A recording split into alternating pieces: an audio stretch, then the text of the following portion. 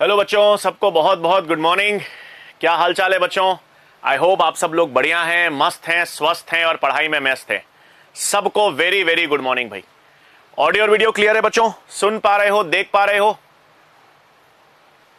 सबको बहुत बहुत गुड मॉर्निंग। देख पा रहे हो बच्चों, सुन पा रहे हो?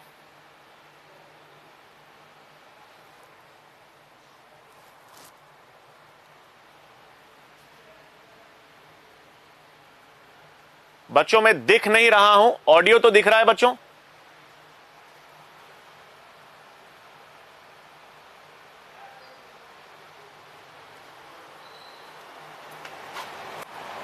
अरे यार, श्रवण जी कहाँ है? तो बोल रहा है।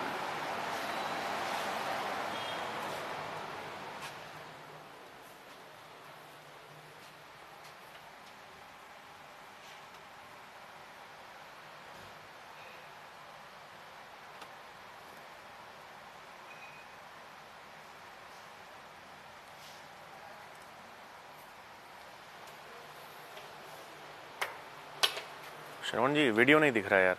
वो तो ऑडियो तो मैंने ऑन कर दिया था, ऑडियो भी बंद था।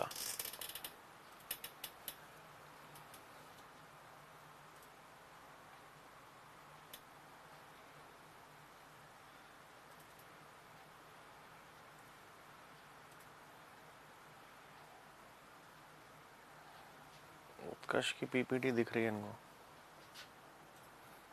हो गया। हेलो बच्चों, अब देख पा रहे हो, सुन पा रहे हो बच्चों? सबको बहुत बहुत गुड मॉर्निंग भाई। अब दिख रहा होगा, सुन भी रहे होंगे। क्लियर है बच्चों सब?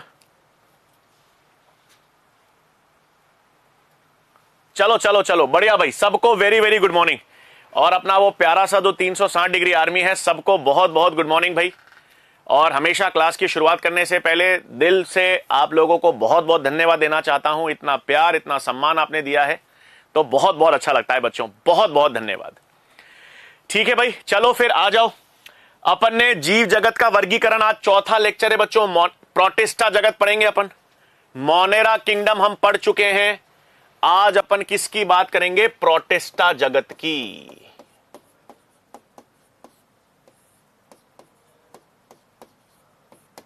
ठीक है बच्चों, आज अपन किसकी बात करने वाले हैं? प्रोटिस्टा जगत की। और सबसे पहले, ठीक है, आज क्लास की शुरुआत ही पोल से करते हैं। बताओ, आज बच्चों क्लास की शुरुआत पोल से करने का मन है? पढ़े? ठीक है, आज पहली क्लास की शुरुआत करने से पहले ही पोल करते हैं बच्चों अपन। ठीक है? अरे यार, बड़ा प्यारा लगता है। पता है, आजकल मैं जहां कहीं भी जाता हूं ना, और स्टूडेंट्स ऐसे मैसेज करते हैं, सर हम 360 डिग्री आर्मी के। अरे बड़ा दिल से खुशी मिलती है बच्चों यार। थैंक यू बच्चों, आई लव यू ऑल यार। आ जाओ, तो पहला सवाल पोल से करते हैं बच्चों। आ जाओ।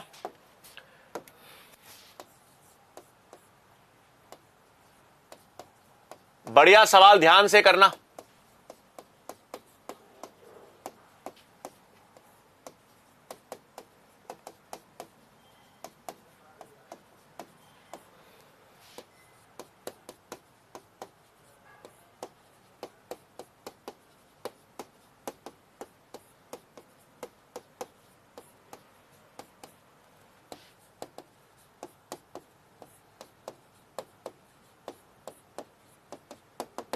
ठीक है बच्चों, आ जाओ।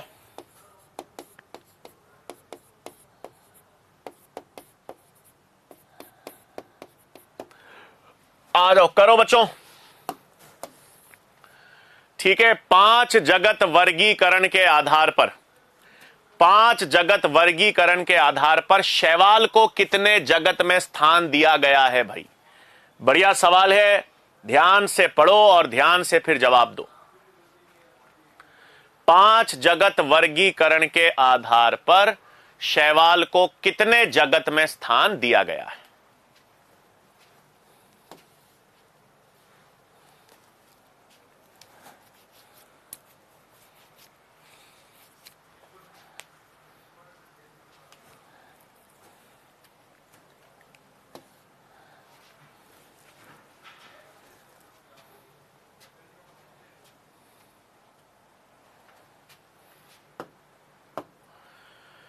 अरे बढ़िया, इस बार 57% बच्चों ने, बहुत बच्चों ने गलतियां की हैं भाई। बहुत बच्चों ने गलतियां की हैं इस बार। अरे अनास जी, देखिए मोहम्मद अनास जी, आप आपसे बात करेंगे यार, आप हमेशा लीडर बोर्ड में होते हो, बहुत बढ़िया।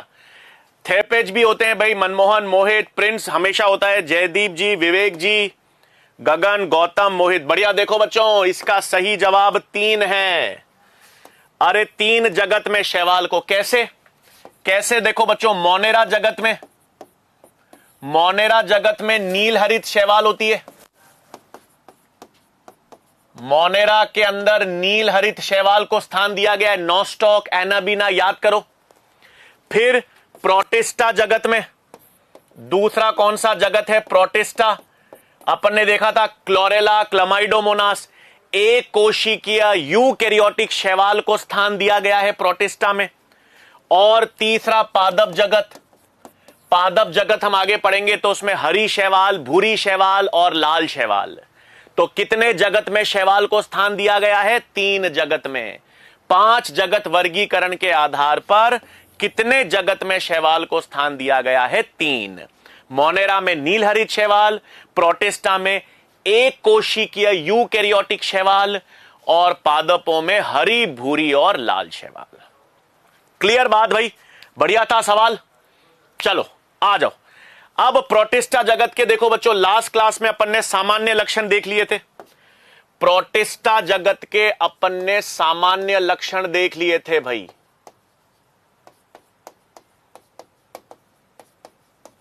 किंगडम प्रोटिस्टा,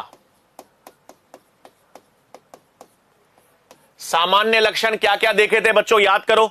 लास्ट लक्षण में अपन ने देख लिया था, प्रोटिस्टा सारे के सारे एक कोशिकीय यूकैरियोट्स होते हैं। सारे के सारे एक कोशिकीय यूकैरियोट्स प्रोटिस्टा में होंगे। यूकैरियोट्स है तो इनमें झिल्ली युक्त कोशिकांग होगा, सारे झिल्ली युक्त कोशिकांग होंगे, विकसित केंद्रक होगा, लैंगिक जनन, अलैंगिक जनन दोनों मिलते हैं, ये सब अपन देख चुके हैं।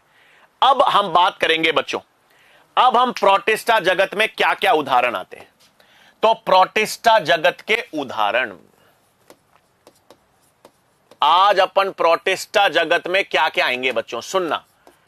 प्रोटिस्टा जगत में हम पढ़ेंगे क्राइसोफाइट्स,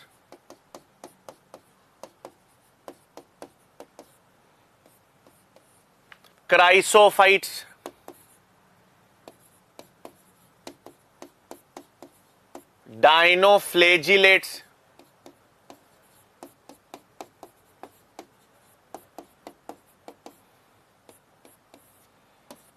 अंग्रेजी में यहां लिख दिया बच्चों मैंने क्राइसोफाइट्स,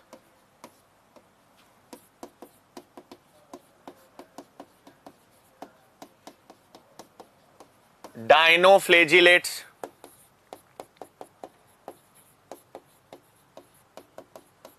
यूग्लिनॉइड्स,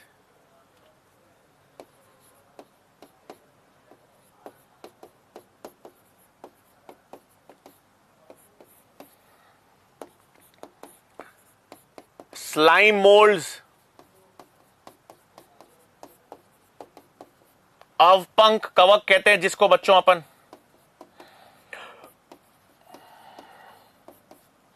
और प्रोटोजोआ।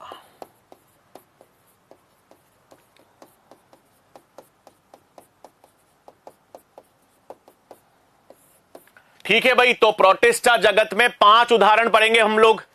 प्रोटिस्टा जगत में कितने आते हैं बच्चों? 5 उदाहरण प्रोटिस्टा जगत में हम पढ़ेंगे। Chrysophytes, dinoflagellates, euglena, slime moulds, protozoa. अब देखो बच्चों, इसमें आपको एक बेसिक ट्रिक बताता हूं, लक्षणों को याद रखने का एक तरीका बताऊंगा बच्चों। वैसे तो अपन सबके अलग अलग लक्षण पढ़ेंगे, एनसीईआरटी में सबके बारे में एक एक पैराग्राफ दे रखा है, लक्षण हम पढ़ेंगे, पॉइंट्स में लिखा दूंगा सारे पॉइंट्स। बट एक तरीका, याद रखने का तरीका कैसे, याद रखने का तरीका सुनो।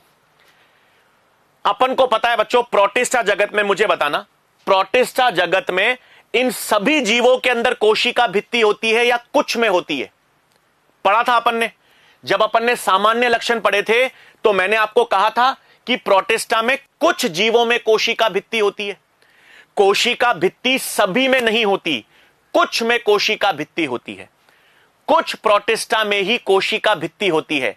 तो कैसे याद रखोगे, याद कैसे रखोगे? सुनो, कोशिका भित्ति कितने शब्द से बनी है?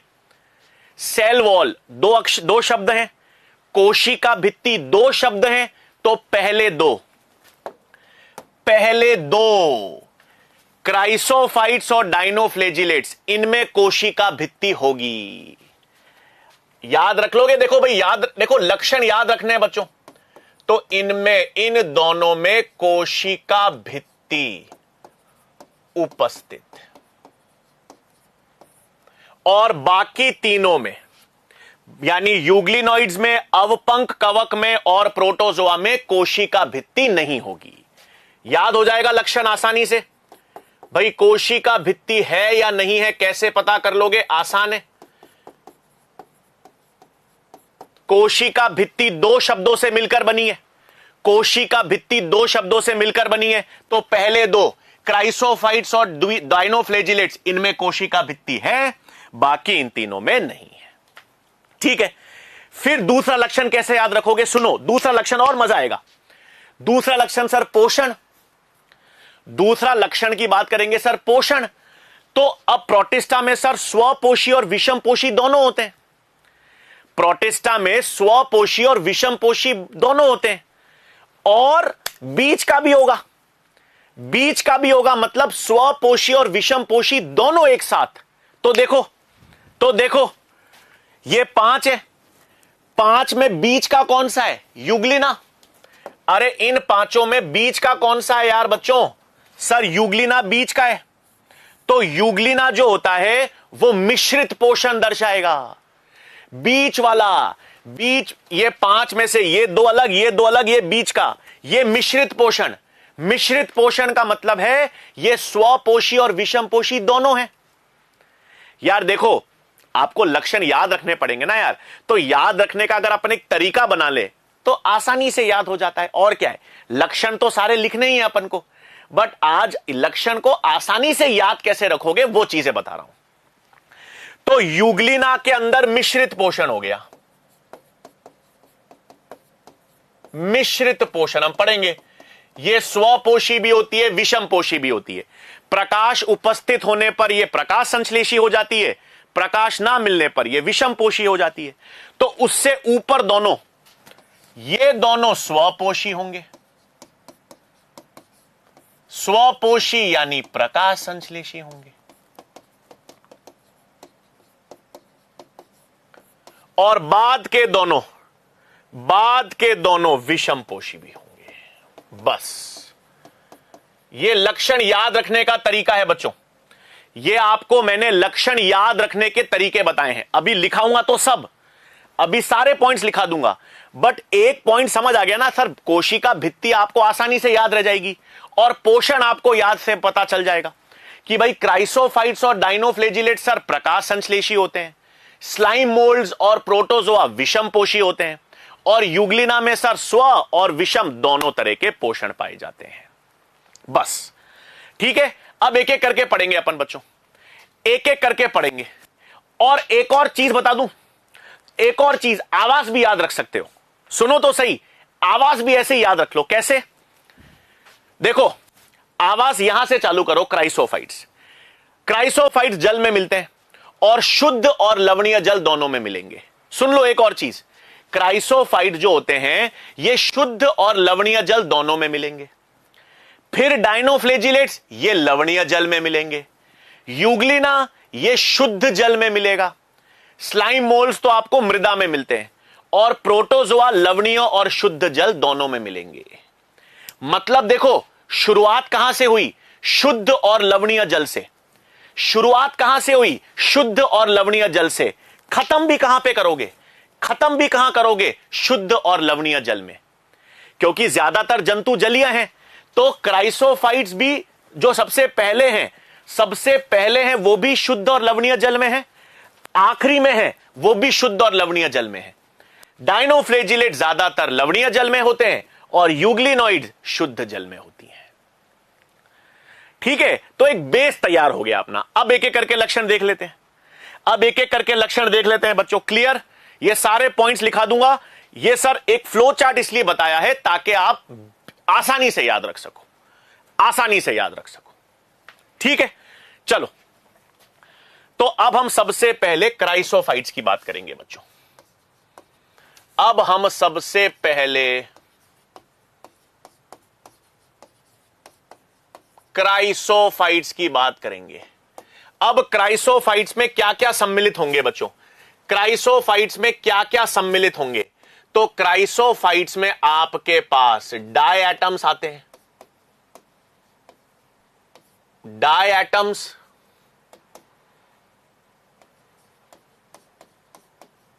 गोल्डन एल्गी जिसको सुनहरी शैवाल भी कहते हैं, और डेस्मिड्स। ठीक है भाई, तो आपके पास क्राइसोफाइट्स में क्या क्या चीज, कौन कौन सम्मिलित है?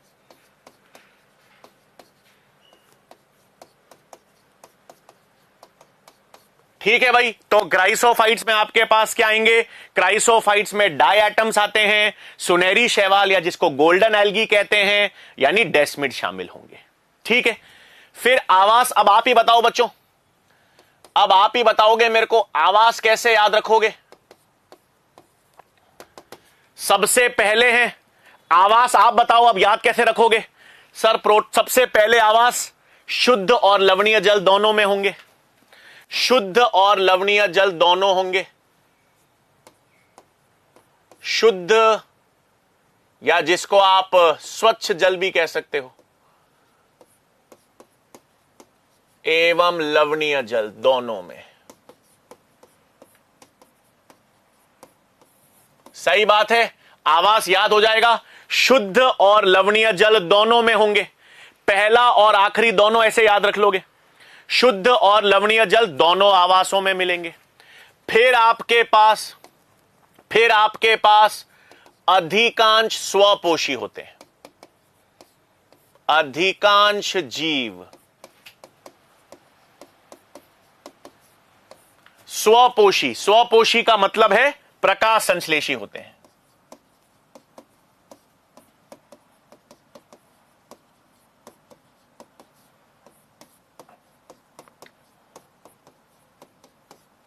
सही बात है, अधिकांश जीव जो हैं वो आपके पास स्वपोषी या प्रकाश संश्लेषी होते हैं। अब एक चीज बच्चों, लवणीय जल मतलब बेटा जहां पे नमक ज्यादा होता है, समुद्र होता है ना बच्चों, समुद्र नमकीन पानी सा बना होता है ना, लवण का मतलब नमक बेटा, तो नमकीन पानी में, समुद्र में मिलते हैं।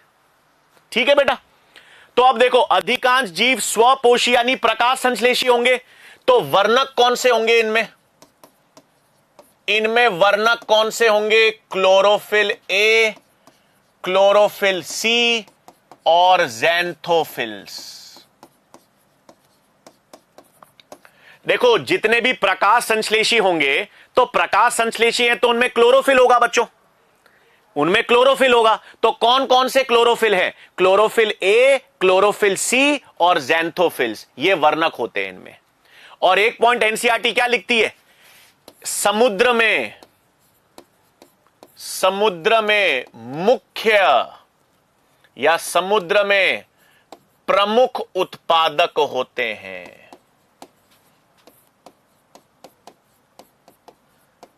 ये याद रखना बच्चों, ये बहुत इंपॉर्टेंट पॉइंट है। अगर क्वेश्चन आ जाए समुद्र में मुख्य उत्पादक कौन से होंगे, समुद्र में मुख्य उत्पादक कौन से होंगे, तो वो क्राइसोफाइट्स होते हैं। समुद्र में मुख्य उत्पादक कौन होंगे, तो वो क्राइसोफाइट्स होंगे, याद रखना। मुख्य, हमेशा मुख्य उत्पादक, सबसे प्रमुख उत्पादक समुद्र में कौन से होंगे? क्राइसोफाइट्स। अब एक चीज सुनना, एक चीज ध्यान से समझना बच्चों, ये तो ठीक है, ये नेत्रों से नहीं दिखते, ये नंगी आंखों से नहीं दिखते बच्चों, ये नंगी आंखों से नहीं दिखते, मतलब ये सूक्ष्मी होते हैं। सूक्ष्मी का मतलब माइक्रोस्कोपिक होते हैं बच्चों। ये नंगे नेत्रों से नहीं दिखते, माइक्रोस्कोप में देखने पड़ते हैं, माइक्रोस्कोप में देखने पड़ते हैं। तो ये सूक्ष्मी होते हैं बच्चों। और जल की धारा जिसको हम कहते हैं प्लैंकटन, जल की धारा में निष्क्रिय रूप से बहते हैं।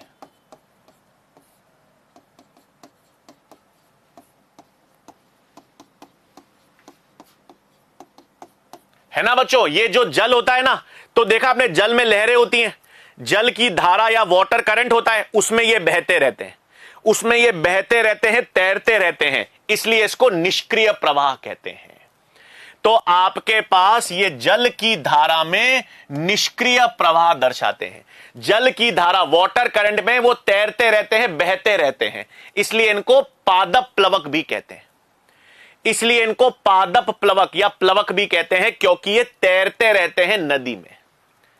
ठीक है बेटा, निष्क्रिय रूप से मतलब है ऊर्जा की जरूरत नहीं है, जल की धारा के साथ तैरते रहते हैं, जल की धारा के साथ प्रवाह करते रहते हैं। आ गई बात समझ में, लहरों के रूप में। क्लियर बात है बच्चों। तो अपन ने प्रकाश संश्लेषण। अब नेक्स्ट लक्षण कोशिका भित्ति। नेक्स्ट लक्षण इनका आता है बच्चों कोशिका भित्ति। नेक्स्ट लक्षण इनका आता है कोशिका भित्ति। ये जबरदस्त होती है बच्चों। इनको डाई एटम्स कैसे ही हैं।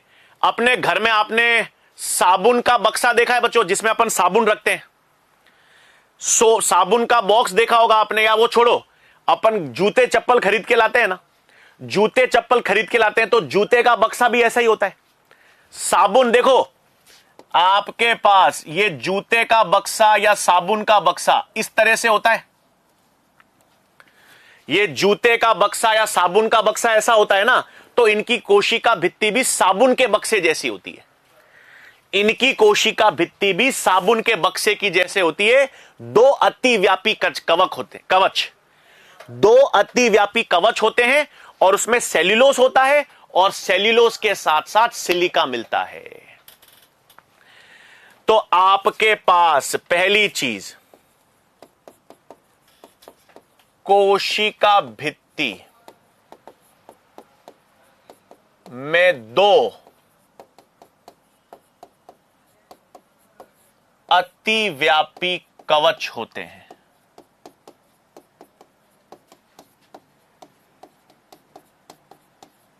सो बॉक्स के रूप में,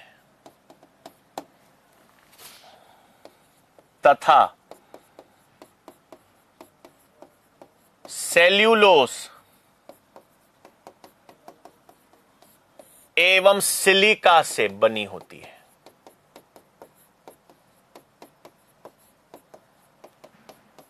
सही बात है बच्चों। तो इनकी जो कोशिका भित्ति है, इसमें दो अतिव्यापी कवच होते हैं। दो अतिव्यापी कवच होते हैं मतलब साबुन के ढक्कन के, साबुन के बक्से जैसे या जूते के बक्से जैसे होते हैं, और इनमें सेल्यूलोस और सिलिका होता है। अब सिलिका होता है ना बच्चों, सिलिका नष्ट नहीं होता। सिलिका बहुत ठोस होता है और सिलिका नष्ट नहीं होता। तो इनकी कोशिका भित्ति समुद्र के तल पर इकट्ठी होती रहती है। ये जीव अगर मर भी जाएं, ये जीव अगर मर भी जाएं तो भी इनकी कोशिका भित्ति विद्यमान रहती है। क्यों? कोशिका भित्ति नष्ट क्यों नहीं होती बच्चों? क्योंकि कोशिका भित्ति सिलिका से बनी हुई है। सिलिका से बनी हुई है तो वो इकट्ठी होती रहती है समुद्र के तल पर एकत्रित होकर। उसको हम डायएटमी मृदा या डायएटोमीशियस अर्थ के नाम से जानते हैं। भाई जीव तो मर जाता है, लेकिन कोशिका भित्ति मरती, नष्ट नहीं होती, क्योंकि सिलिका के कारण ये एकत्रित होती रहती है। एकत्रित हो के उसको हम क्या कहते हैं? उस मलबे को क्या कहते हैं? डायएटमी अर्थ या डायएटोमीशियस मृदा कहते हैं। और ये कण की होती है बच्चों, सिलिका के कारण इसमें कण की होती है। तो इसको अपन स्टोन पॉलिशिंग करने में, पेंट साउंड प्रूफिंग करने में, नी स्यंदन में इसका यूज किया जाता है। क्लियर बात? अरे साबुनदानी यार, सोप बॉक्स का मतलब है साबुनदानी। हां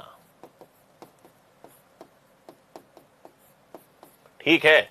तो अब नेक्स्ट पॉइंट यहां पे लिख लें, नोट। सिलिका के कारण भित्ति नष्ट नहीं होती तथा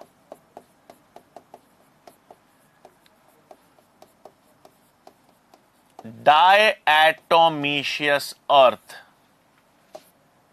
जिसको काइसिल गुर भी कहते हैं बच्चों,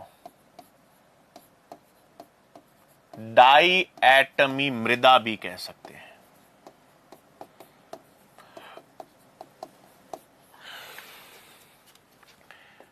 रूप में एकत्रित रहती है।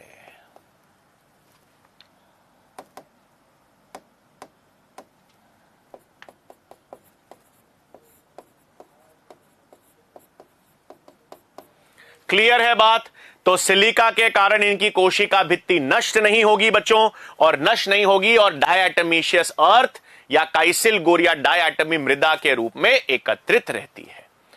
क्लियर बात है? क्लियर बात है? डायटमी मृदा, यहां तक सबको क्लियर है बच्चों? यहां तक डाउट देख लें एक बार, फिर पॉइंट लिखेंगे। अतिव्यापी का अर्थ क्या है बेटा? अतिव्यापी का मतलब एक के ऊपर एक ढकी हुई है, एक के ऊपर एक ढकी हुई है बेटा, अतिव्यापी का मतलब। निस्यंद क्या होता है बेटा? फिल्ट्रेशन, छानना। निस्यंद का मतलब छानना बेटा, फिल्ट्रेशन, छानना। बेटा एपिड का पॉडी का क्या है? डीटी बेटा सुनो, ये जो दो कवच होते हैं ना, ऊपर वाले कवच को एपी कहते हैं, नीचे वाले कप को हाइपो कहते हैं, कवच। ये दो कवच होते हैं, उनके नाम है, जरूरत नहीं है याद रखने के लिए। सिलिका क्या होता है बेटा? तत्व होता है, खनिज होता है बेटा सिलिका। सिलिका खनिज तत्व होता है बेटा, ठीक है। चलो आ जाओ, फिर नेक्स्ट पॉइंट क्या है बच्चों? कणकीय होने के कारण।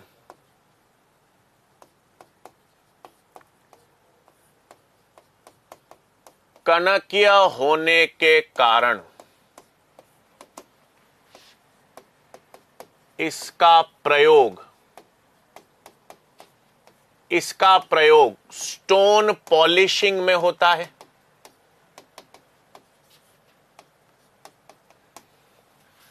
ठीक है, साउंड प्रूफिंग में,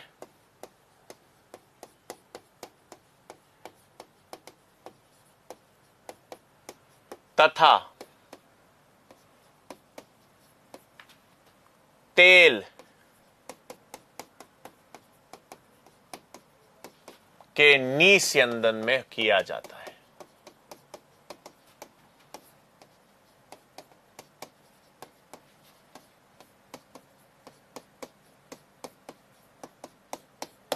ठीक है बच्चों, तो इनका प्रयोग कहां कहां होगा बच्चों? इनका प्रयोग स्टोन पॉलिशिंग में होता है बच्चों, है ना।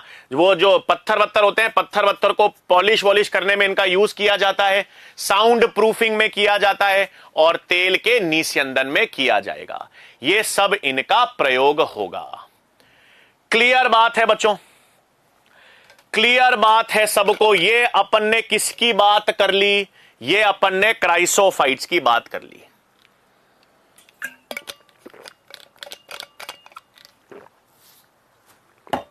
क्राइसोफाइट्स के उदाहरण हमने देख लिए, क्राइसोफाइट्स का आवास हमने देख लिया, क्राइसोफाइट्स में पोषण कैसा होता है हमने देख लिया, क्राइसोफाइट्स की भित्ति कैसी होती है हमने देख ली। क्लियर बात बच्चों? क्लियर है? अब क्राइसोफाइट्स के बाद, अरे सॉरी, अब क्राइसोफाइट्स के बाद नेक्स्ट क्या आएंगे बच्चों? इस पे क्वेश्चन कर ले, आ जाओ, पहले क्वेश्चन करते हैं फिर आगे चलेंगे। इस पे एक सवाल करते हैं फिर करो। साउंड प्रूफिंग, ये पेंट होता है ना बच्चों, दरवाजे पर पेंट लगाते हैं या स्टूडियो में पेंट लगाते हैं, उसमें इसको मिक्स किया जाता है तो साउंड बाहर नहीं जाता। स्टूडियो के अंदर आप चाहते हो ना आवाज बाहर नहीं जाए, बाहर की आवाज अंदर नहीं जाए, तो साउंड प्रूफिंग में यूज करते हैं। रोहित जी कह रहे हैं सर आज हम गोरे लग रहे हैं। आज हम नहा लिए यार, आज हम नहा के आए हैं, तो थोड़ा जब नहाते हैं तो थोड़ा वो मिट्टा विट्टी है ना, जो थोड़ा जो गंदगी है वो थोड़ा दूर हो जाती होगी, और क्या है।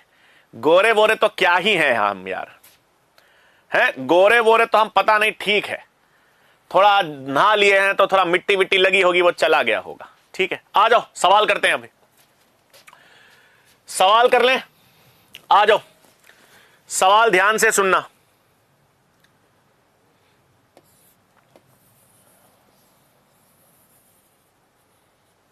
सवाल देख लेंगे, आ जाओ।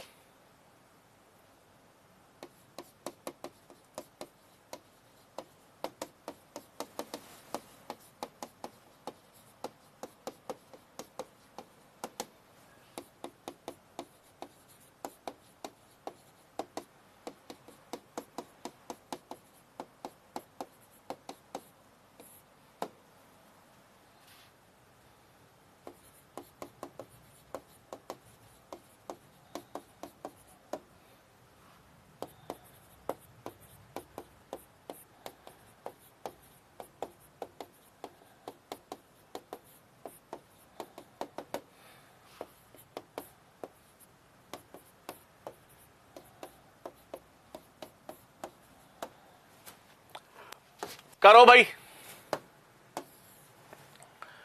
इनमें से कितने जीव स्वपोषी हैं?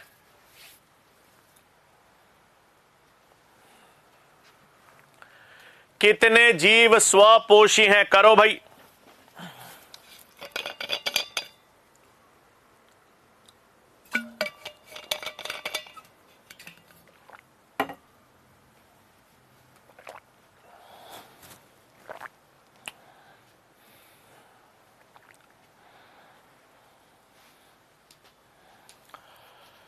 कितने जीव स्वपोषी हैं?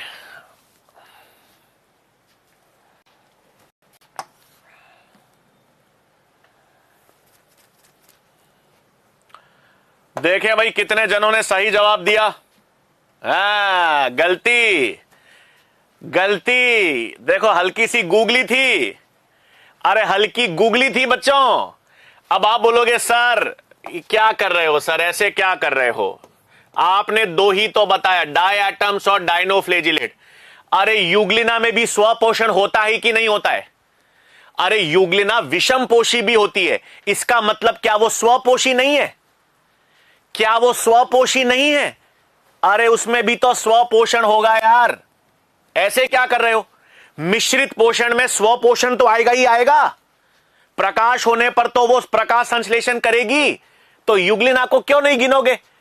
गूगली थी, बिल्कुल करना है। याद रखना, स्वपोषी में यूग्लिना आएगी। प्रकाश ना मिलने पर वो विषम पोषी होगी, लेकिन प्रकाश संश्लेषण तो होता है उसमें। प्रकाश संश्लेषी वर्णक भी होते हैं। तो ध्यान रखना, गलती करना गलती नहीं है।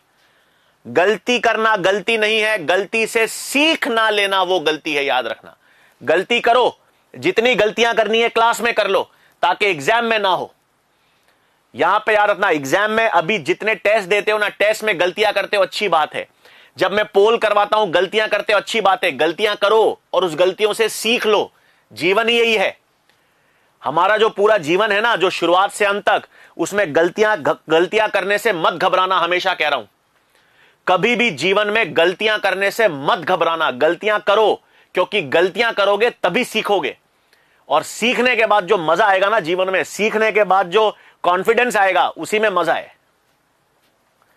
चलो ठीक है, क्लियर बात है भाई, बढ़िया।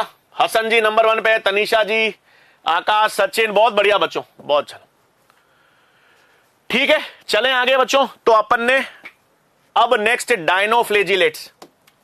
नेक्स्ट अब हम किसकी बात करेंगे?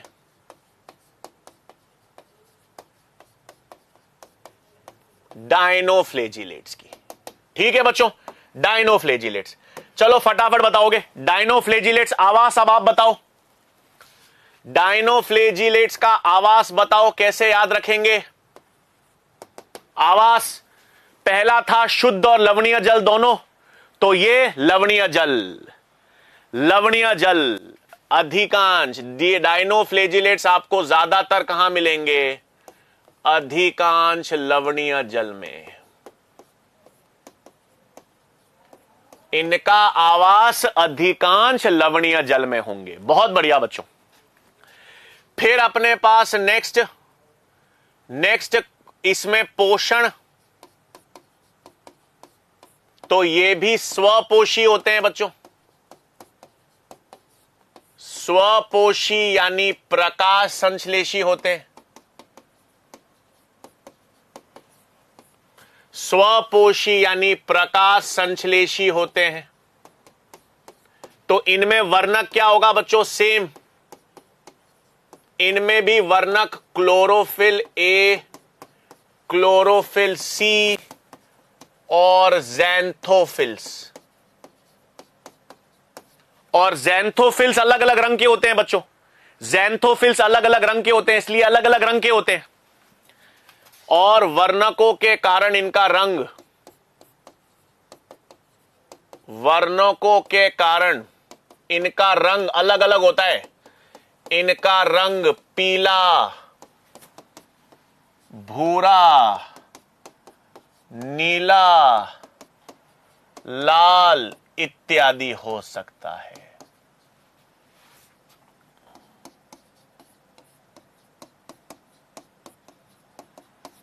ठीक है ना भाई। तो ये वर्णक होते हैं, इनमें इनमें अलग अलग ज़ैंथोफिल वर्णक होते हैं अलग अलग रंग के, और इनके कारण इनका रंग अलग अलग हो जाता है।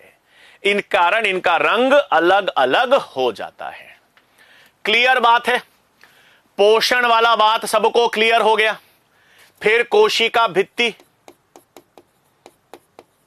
कोशिका भित्ति इनमें होगी बच्चों, और सेल्यूलोज की पट्टी होती है। कोशिका भित्ति सेल्यूलोज की पट्टियों से निर्मित।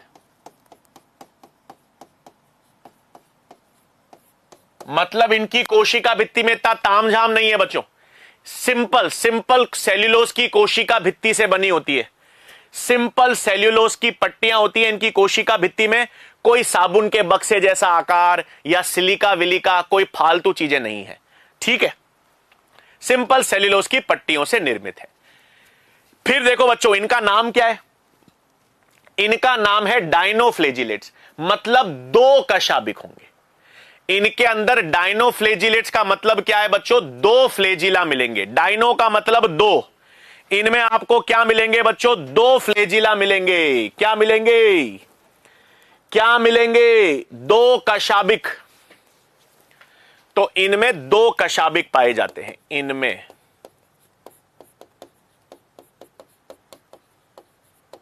दो फ्लेजिला कशाभिक होते हैं। एक अनुदैर्ध्य लंबा होता है बच्चों, एक अनुदैर्ध्य लंबा होता है और एक अनुप्रस्थीय होता है। ठीक है, एक लंबा होता है बच्चों, एक लंबवत, एक अनुदैर्ध्य होता है, और एक तिरछा होता है अनुप्रस्थीय। तो दो फ्लेजिला होते हैं।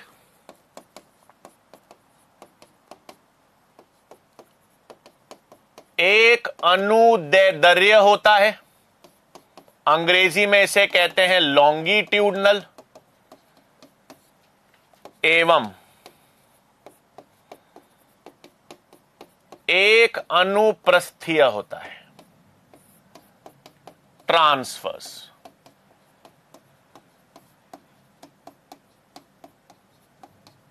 ठीक है बच्चों, एक लंबा होता है लंबा अनुदैर्ध्य, एक तिरछा होता है अनुप्रस्थीय। ठीक है बच्चों, क्लियर बात है। इनमें इनका नाम ही इसलिए है डायनोफ्लेजिलेट, दो फ्लेजिला है।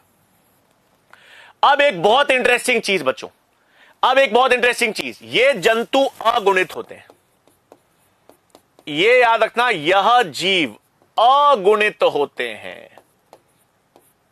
अगुणित का मतलब हैप्लॉइड होते हैं बच्चों। हां, एन मतलब इनमें गुण सूत्रों के जोड़े नहीं होते बच्चों, ये अगुणित हैं। बेटा फ्लेजिला क्या होता है? खुशी बेटा, फ्लेजिला बेटा गमनांग होता है, कशाभिक कहते हैं। पक्षमा भी होते हैं ना, सीलिया छोटे छोटे, ये गति में गमनांग के रूप में काम करते हैं बेटा। तो ये देखो, ये जीव अगुणित होते हैं बच्चों, इनमें गुण सूत्र के जोड़े नहीं होते, एकल गुण सूत्र, जोड़े नहीं पाए जाते गुण सूत्र के, अगुणित हैं। लेकिन एक अपवाद होता है, एक अपवाद होता है नॉक्टिल्यूका। नॉक्टिल्यूका द्विगुणित होता है। यह पुरानी एनसीईआरटी में था इसलिए बता रहा हूं बच्चों, यह पुरानी एनसीईआरटी में मेंशन था इसलिए बता रहा हूं। ये जीव अगुणित होते हैं, लेकिन एक अपवाद होता है नॉक्टिल्यूका। नॉक्टिल्यूका एक द्विकशाभिक है और वो द्विगुणित होता है। बाकी सारे जीव इनके अगुणित होते हैं। ठीक है, फिर आपके पास क्या होता है बच्चों? एक गोनियोलॉक्स, एक उदाहरण होता है गोनियोलॉक्स। हां, ये गोनियोलॉक्स समुद्र में बहुत तेजी से वृद्धि करता है। यह समुद्र में बहुत तेजी से वृद्धि करता है और इसका रंग लाल होता है। इसका रंग लाल होता है, तो ये जो समुद्र में रेड टाइड्स निकलती है ना, समुद्र में आपको लाल लाल लहरें दिखाई देती हैं, उसका कारण ये गोनियोलॉक्स है। उसका कारण गोनियोलॉक्स है। तो गोनियोलॉक्स तेज दर से वृद्धि करता है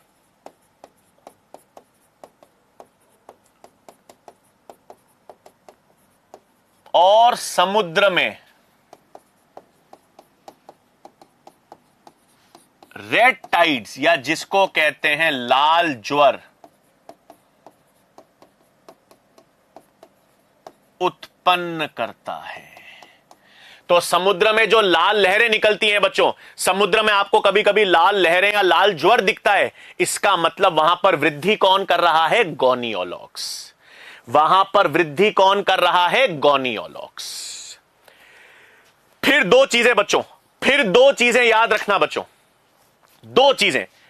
एक तो क्या होता है, ये विषाक्त होते हैं, हां, ये जो गोनियोलॉक्स होता है ना, और एक और उदाहरण होता है जिम्नोडीनियम। ये दोनों विषाक्त, समुद्र में जहर फैलते हैं, समुद्र में जहर विषाक्त पदार्थ को फेंकते हैं, और वो विषाक्त पदार्थ या जहर मछलियों को मार देता है। तो ये कोई बहुत बढ़िया चीज नहीं है बच्चों। इनकी मात्रा अगर जरूरत से ज्यादा हो जाती है ना, तो इनके शरीर से विषाक्त निकलता है, टॉक्सिन, और वो विषाक्त मछलियों को मार डालता है।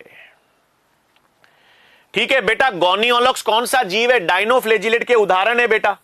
ये देखो, गोनियोलॉक्स मैंने बताया, और नॉक्टिल्यूका, ये दोनों उदाहरण है बेटा जो डायनोफ्लेजिलेट्स में आएंगे, है ना। वर्णक क्या होता है बेटा? पिगमेंट। वर्णक का मतलब जो रंग प्रदान करता है उसे वर्णक कहते हैं। ठीक है, क्लियर बात है बच्चों? आगे ले लूं, आगे ले लूं, जब तक यहां पर एक बार डाउट देख लें। पोल करवाया बेटा नीलेश जी, दो सवाल तो करा दिए बेटा पोल में, हर बार कराता हूं बेटा। नंबर में गोनियोलॉक्स दोनों करता है बेटा। काउंसलिंग अभी डेट नहीं आई बेटा काउंसलिंग की। नॉक्टिल्यूका अपवाद है बेटा, रेंशु जी, नॉक्टिल्यूका अपवाद है। विषाक्त का नाम होता है सैक्सीटॉक्सिन, अभी बताऊंगा। हां, हरे रंग के भी हो सकते हैं ममता जी, हरे रंग के भी हो सकते हैं बेटा, बिल्कुल हो सकते हैं।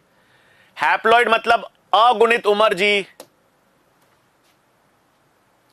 डायनोफ्लेजिलेट्स को हिंदी में क्या कहते हैं? द्विकशाभिक।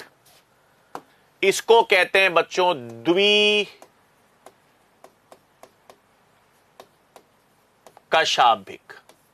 ठीक है बेटा, क्लोरोफिल ए और क्लोरोफिल सी में संरचना में फर्क होता है बेटा, इनके कार्बन की संख्या में फर्क होता है।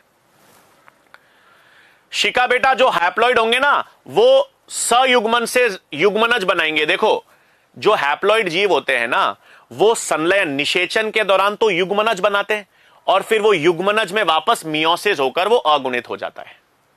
ठीक है बेटा, नॉक्टिल्यू का उदाहरण है बेटा। चलो अब ले लूं आगे, अब आगे ले लूं पॉइंट। नेक्स्ट पॉइंट क्या है? नेक्स्ट पॉइंट बच्चों ये रहा, गोनियोलॉक्स एवं जिम्नोडीनियम, ये दोनों उदाहरण है, ये दोनों द्विकशाभिक डायनोफ्लेजिलेट्स के उदाहरण है बच्चों। गोनियोलॉक्स और जिम्नोडीनियम दोनों विषाक्त, उस विषाक्त का नाम होता है बच्चों सैक्सीटॉक्सिन। विषाक्त का मतलब जहर हो गया एक तरीके का। तो गोनियोलॉक्स और जिम्नोडीनियम दोनों विषाक्त स्त्रावित करते हैं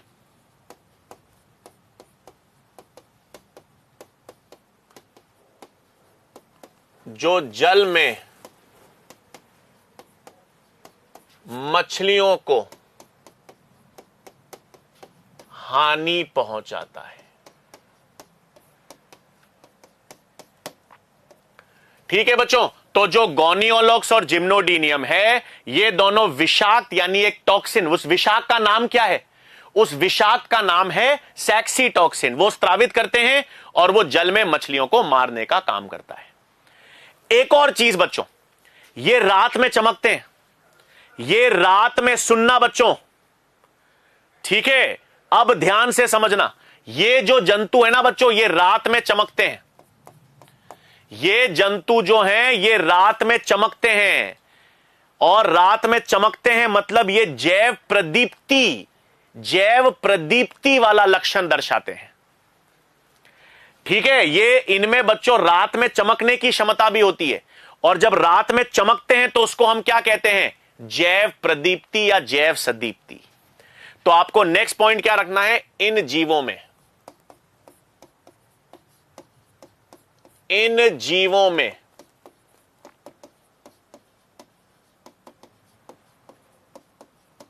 बायोल्यूमिनिसेंस, इसको अंग्रेजी में कहते हैं, हिंदी में कहते हैं बच्चों इसको जैव प्रदीप्ति की क्षमता भी पाई जाती है।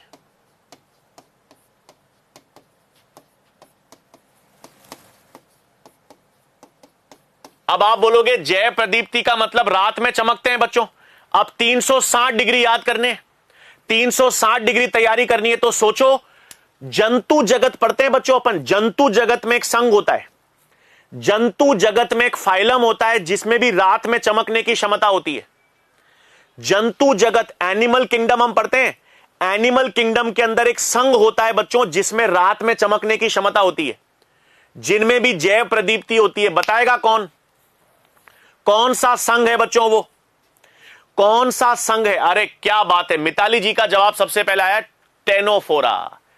टेनोफोरा में भी जैव प्रदीप्ति देखी जाती है। बहुत अच्छा बच्चों, तो जैव प्रदीप्ति जंतु जगत में टेनोफोरा दर्शाता है, वो भी रात में चमकता है क्योंकि वो प्रकाश स्रावित करता है, और इनमें भी जैव प्रदीप्ति की क्षमता पाई जाती है। इसलिए क्या होता है बच्चों, सुनो, इस कारण ये नॉक्टिल्यूका है ना, नॉक्टिल्यूका को फायर एल्गी कहते हैं। फायर एल्गी क्यों? क्योंकि ये चमकती है रात में, ये चमकती है, आग उगलती है, इसलिए ऐसा लगता है ये आग उगल रही है। भाई रात में चमकने का मतलब है, हम कहते हैं ये आग उगल रही है, वैसी दिख रही है, इसलिए इसको फायर एल्गी कहते हैं, क्योंकि ये रात में चमकती है। आई बात समझ में बच्चों? हां, एक लूसीफरिन नाम का वर्णक होता है, पिगमेंट होता है, उसके कारण ये रात में चमकते हैं। ठीक है बेटा, तो ये याद रखना पॉइंट। ठीक है भाई, तो ये अपन ने किसकी बात कर ली, डायनोफ्लेजिलेट्स की बात कर ली। क्लियर बात? बिल्कुल टेनोफोरा। भाई अब डाउट्स देख लें। फायर एल्गी का मतलब रोहित बताया ना बेटा मैंने, ये रात में चमकते हैं बेटा, ये चमकते हैं तो ऐसा लगता है कि इनसे आग निकल रही है, बेसिकली वो प्रकाश है, लेकिन ऐसा लगता है कि वो आग उगल रहे हैं, इसलिए फायर एल्गी कहते हैं। ठीक है बेटा, टेनोफोरा संघ है हिमांशु बेटा। जंतु जगत में अरज्जुकीय जंतु पढ़ते हैं ना, उसमें पॉरीफेरा पढ़ते हैं, सीलेंट्रेटा पढ़ते हैं, टेनोफोरा एक संघ है जंतुओं का, उनमें भी यह लक्षण देखा जाता है। सौम्या बेटा, गोनियोलॉक्स और जिम्नोडीनियम को हिंदी में भी यही कहेंगे बेटा, इनको हिंदी में भी गोनियोलॉक्स और जिम्नोडीनियम कहेंगे, ये नाम है बेटा इनके। ठीक है, नाम है ना इनके। ठीक है, फिल्ट्रेशन का मतलब निस्यंदन होता है बेटा।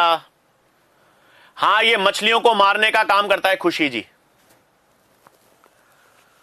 ठीक है, करंट उत्पन्न करने वाला पंछी नहीं, मछली होती है बेटा। टॉर्पीडो और ट्राइगोन होता है ना बेटा, इलेक्ट्रिक ईल होती है जो करंट पैदा करती है, मछलियों में पढ़ते हैं अपन वो बेटा। प्रदीप जी थोड़ा अंग्रेजी के टर्म्स याद रखो, जिंदगी भर काम आएंगे, मैं बता रहा हूं। बिल्कुल शुद्ध हिंदी में नुकसान होगा बेटा, अंग्रेजी टर्म सबके याद रखो, बहुत मजा आएगा। एग्जाम में जब सवाल आता है ना बेटा, नीट में, एग्जाम में जब नीट में सवाल आता है ना, तो अंग्रेजी वाला ऑप्शन मान्य रहता है, हिंदी वाला मान्य नहीं रहता।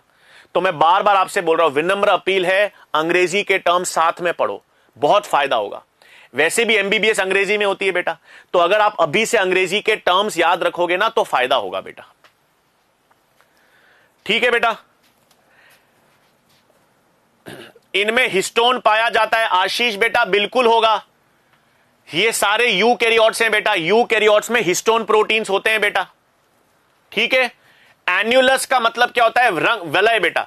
चंदन जी, एन्युलस का मतलब वलय, सर्कल होता है, वलय, और गर्डल का मतलब मेखला, कॉलर जैसा। ठीक है, जुगनू, हां जुगनू भी बिल्कुल रात में चमकते हैं बेटा। जय प्रदीप्ति रात में चमकने की क्षमता को कहते हैं बेटा। इधर देखो, इनके डायग्राम भी है, ये देखो, ये एनसीईआरटी में दे रखा है बच्चों। ये आपके पास डायनोफ्लेजिलेट है,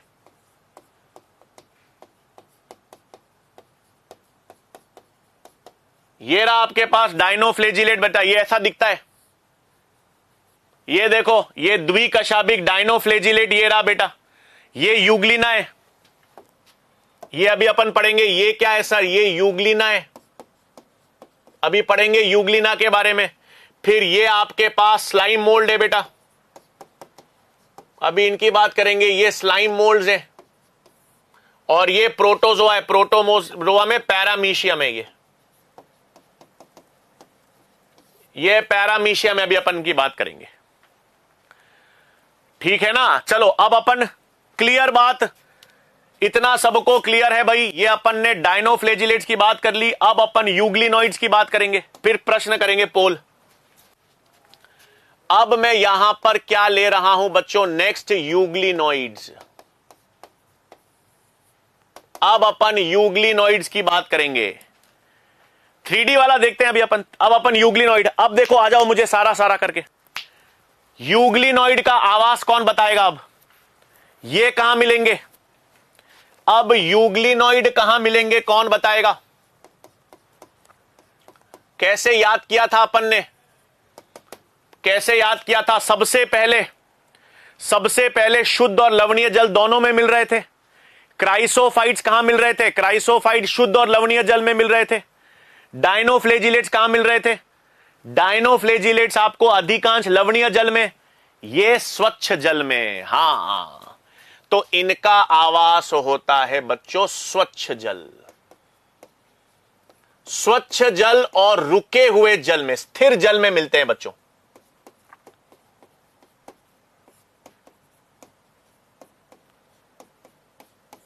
ठीक है ना? तो झील और तालाब जहां पर शुद्ध जल होता है, स्वच्छ जल और रुका हुआ जल, जो जल बह नहीं रहा हो बच्चों, जो जल रुका हुआ होता है, स्थिर होता है। झील और तालाब में आपने देखा होगा, तालाब में जो जल होता है वो स्थिर होता है, नदियों में बहता है। तो ये नदियों में नहीं मिलते, ये झील तालाब में मिलते हैं, जहां पे पानी रुका हुआ होता है, जहां पे स्थिर जल मिलता है। याद रखना, इंग्लिश में उसे कहते हैं बच्चों स्टैग्नेंट वाटर। स्टैग्नेंट वाटर का मतलब है जो जल इकट्ठा हो रखा है, रुका हुआ है। आई समझ में? तो आवास आपके पास हो गया। अब इनमें कोशिका भित्ति तो होगी नहीं। यूग्लिना में अब क्या होगा बच्चों? इनमें कोशिका भित्ति नहीं होगी। तो कोशिका भित्ति नहीं है तो फिर इनके बाहर एक प्रोटीन का आवरण होता है, जिसको पेलिकल कहते हैं। अब इनमें कोशिका भित्ति तो है नहीं बच्चों, कोशिका भित्ति नहीं है, तो उसके स्थान पर क्या है? उसके स्थान पर एक प्रोटीन आवरण होता है, जिसको हम पेलिकल कहते हैं, जिसको हम किस नाम से जानते हैं? पेलिकल। लिख ले बच्चों, पानी पी लूं 1 मिनट।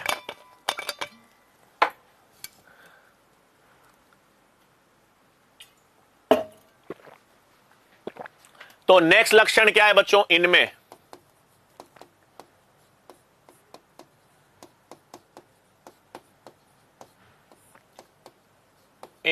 कोशिका भित्ति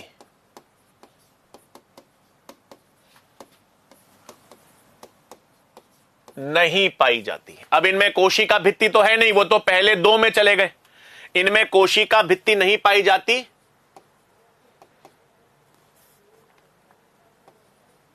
इनमें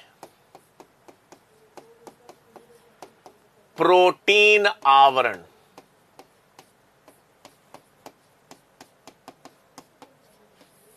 पेलिकल मिलता है। ठीक है, इनमें प्रोटीन आवरण पेलिकल पाया जाता है।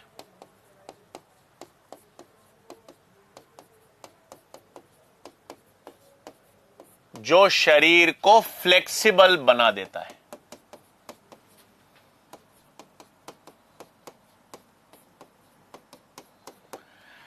ठीक है ना? फ्लेक्सिबल का मतलब लचीला बच्चों। ठीक है, फ्लेक्सिबल का मतलब है इनके शरीर को लचीला बना देता है। और पेलिकल प्रोटीन का नाम है बेटा। ये पेलिकल रासायनिक रूप से प्रोटीन होता है बेटा। ठीक है, तो इनमें कोशिका भित्ति तो है नहीं, कोशिका भित्ति नहीं है, इनमें प्रोटीन आवरण पेलिकल पाया जाता है, जो इनके शरीर को फ्लेक्सिबल बनाता है। फिर इनमें भी 2 फ्लेजिला होते हैं बच्चों। 2 फ्लेजिला होते हैं, एक लंबा एक छोटा। एक लंबा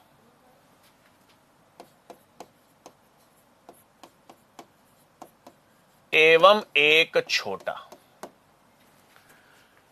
ठीक है। और फिर इनमें अपन ने देखा था, इनमें ये स्वपोषी और विषमपोषी दोनों होते हैं। ये स्वपोषी और विषमपोषी दोनों होते हैं बच्चों। प्रकाश होने पर ये प्रकाश संश्लेषी हो जाते हैं और प्रकाश ना होने पर ये विषमपोषी हो जाते हैं। तो अपने पास इनमें पोषण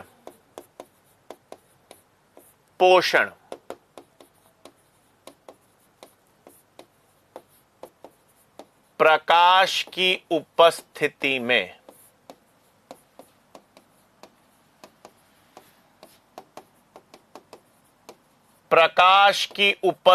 में प्रकाश संश्लेषी होते हैं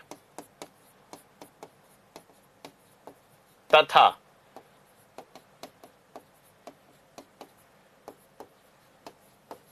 अनुपस्थिति में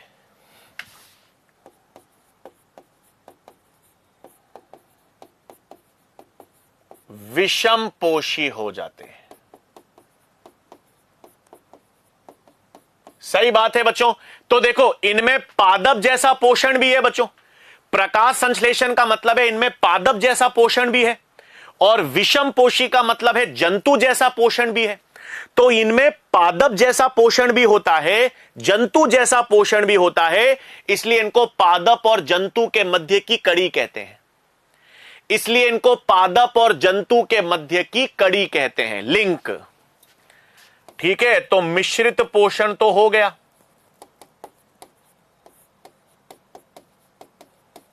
मिश्रित पोषण और पादप एवं जंतु के मध्य की कड़ी, इनको पादप और जंतु के मध्य कड़ी कहते हैं। क्यों कहते हैं बच्चों? क्योंकि ये पादप जैसा पोषण भी दर्शाते हैं, प्रकाश संश्लेषण, और हमारे जैसा पोषण भी दर्शाते हैं, विषमपोषी। ठीक है, तो ये पादप और जंतु के मध्य की कड़ी है। अच्छा, अब इनमें वर्णक कौन सा होगा बच्चों?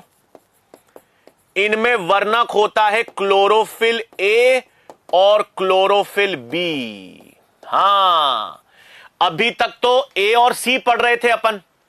अभी तो अपन ए और सी पढ़ रहे थे, यहां पर ए और बी है। अब आप बोलोगे सर ए और बी तो पादपों में होता है। हां, तो एनसीईआरटी लिखती है ना, इनके वर्णक उच्च पादपों के समान है। इनके वर्णक उच्च पादपों के समान है, क्योंकि इनमें ए और बी होता है जो पादपों में होता है। तो इनमें वर्णक क्लोरोफिल ए और क्लोरोफिल बी, इसका मतलब उच्च पादपों के समान। एनसीईआरटी की तो ये लाइन है। अब आप समझे, एनसीईआरटी तो लिखती है उच्च पादपों के समान है। उच्च पादपों के समान है मतलब इनमें वर्णक कौन से होंगे? ए और बी होंगे। क्लियर बात है बेटा? विषमपोषी और परपोषी एक ही मतलब होता है। हां, विषमपोषी परपोषी एक ही मतलब है बेटा। विषमपोषी पोषण, परपोषी पोषण एक ही मतलब है बेटा। क्लियर बात है बच्चों? क्लियर बात है। अब सुनो, युगली नाभि अगुणित होती है। युगली नाभि अगुणित होती है, ठीक है। और अब सुनो, इनमें शुद्ध जल होता है, यह शुद्ध जल में पाई जाती है। तो जितने जीव भी शुद्ध जल में पाए जाते हैं ना, उनमें परासरण नियमन के लिए याद करो, उनमें परासरण नियमन के लिए क्या होता है? उनमें परासरण नियमन के लिए क्या होता है? संकुचनशील रिक्तिका। उनमें परासरण नियमन के लिए संकुचनशील रिक्तिका होती है। तो नेक्स्ट पॉइंट ले लूं, डाउट देख लें जब तक। आ जाओ बच्चों। प्रिया जी कहां से? क्लोरोफिल ए और क्लोरोफिल बी के बारे में। अनुज जी देखो, अपन जब पादपों में प्रकाश संश्लेषण पढ़ेंगे ना बेटा, उसमें क्लोरोफिल की बात करेंगे बेटा। क्लोरोफिल की संरचना भी बताऊंगा, सूत्र भी बताऊंगा, कितने कार्बन, क्योंकि क्लोरोफिल की संरचना में बेटा पोरफायरिन वलय होता है, फाइटोल कार्बन श्रृंखला होती है। ये सारी चीजें बेटा अपन प्रकाश संश्लेषण वाले चैप्टर में बताऊंगा। उसमें ए बी सी डी सारे वर्णकों की बात करेंगे बेटा। एब्सेंट को रॉन्ग लिखा है वो कर लेंगे बेटा सही। बिश्नोई जी, हम जोधपुर में बेटा पत्रकार कॉलोनी में रहते हैं बेटा। हुसैन जी बहुत बहुत धन्यवाद। कोशिकांग होंगे बेटा। पंकज जी, प्रोटिस्टा में सारे कोशिकांग होते हैं, झिल्ली युग कोशिकांग, यूकैरियोट है ना बेटा। यूग्लिनॉइड्स को हिंदी में भी यूग्लिनॉइड्स कहते हैं बेटा। प्रदीप जी बहुत बहुत धन्यवाद, बता दिया साडिया बेटा। कॉमन डाउट में क्या है बेटा? सिलिका क्या है बेटा? सिलिका खनिज होता है बेटा। कृति जी हाँ बेटा। शिवानी जी मैंने टेस्ट का बोल दिया बेटा, आपको बाइलिंगुअल टेस्ट मिल जाएगा, आपसे बात कर ली हमने। टॉक्सिन विषाक्त पदार्थ होता है बेटा। ठीक है चलें आगे।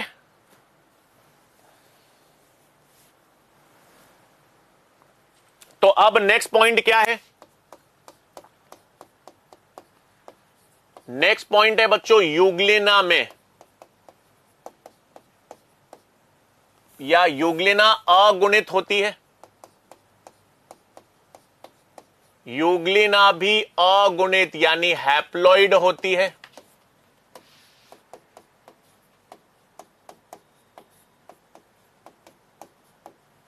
तथा परासरण नियमन हेतु, परासरण नियमन हेतु इसमें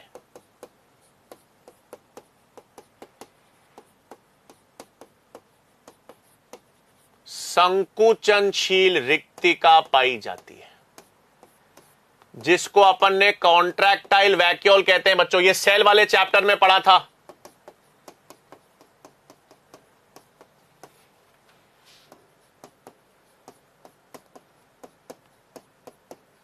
ये सेल वाले चैप्टर में बताया था बच्चों, याद करो। संकुचनशील रिक्तिका ये कहां बताया था? सेल वाले चैप्टर में। देखो ये शुद्ध जल में रहते हैं, ये शुद्ध जल में रहते हैं, तो पानी इनके शरीर में आएगा। पानी इनके शरीर में आएगा तो शरीर फूल के फट सकता है। तो वो अतिरिक्त पानी जो इनके शरीर में आता है वो इस रिक्तिका में संचित हो जाता है। तो रिक्तिका इनको परासरण नियमन, इनको फटने से रोकती है। ठीक है, संकुचनशील रिक्तिका इनको फटने से रोकती है। अतिरिक्त जल जो है वो इनके शरीर में संचित हो जाता है इस रिक्तिका में। बेटा अगुणित द्विगुणित बेटा सेल डिवीजन में पढ़ा था अपन ने। हम लोग द्विगुणित होते हैं, मतलब हमने गुणसूत्र के जोड़े पाए जाते हैं बेटा। हमारे गुणसूत्र जोड़े में होते हैं। जैसे हमारे हाथ का जोड़ा है, पैर का जोड़ा है, तो जब गुणसूत्र का जोड़ा होता है उसको द्विगुणित कहते हैं। और जब अकेले अकेले गुणसूत्र होते हैं, जब गुणसूत्र के जोड़े नहीं होते तो उसको अगुणित कहते हैं। ठीक है बेटा, परासरण नियमन का मतलब होता है शरीर में जल और लवण का संतुलन। जल और खनिज के संतुलन को परासरण नियमन कहते हैं बेटा। ठीक है, तो ये अपन ने यूग्लिना की बात कर ली। अब क्वेश्चन कर लें एक, अब पोल का सवाल कर लें। अब अपन पोल का सवाल कर लें भाई, आ जाओ। पोल का सवाल कर लेते हैं, आ जाओ। पोल का सवाल कर लेते हैं, आ जाओ, आ जाओ।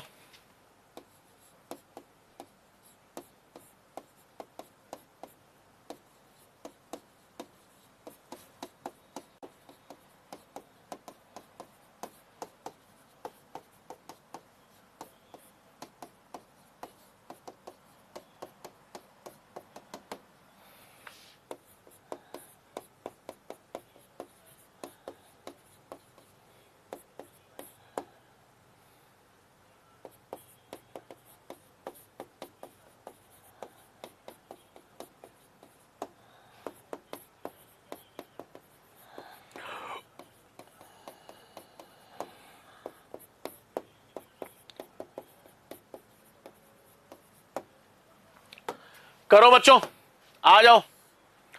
इनमें से लवक या प्लास्टिड्स किसमें नहीं होंगे? लवक या प्लास्टिड्स किसमें नहीं होंगे? करो आराम से।